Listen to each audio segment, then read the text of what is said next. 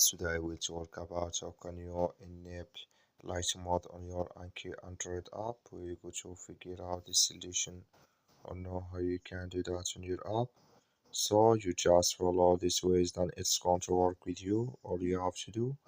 So just go here above this sign, click on it.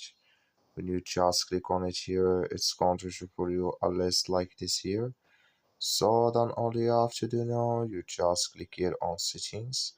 When you just click on settings, it's going to take you to this list. It's going to show for you like this here.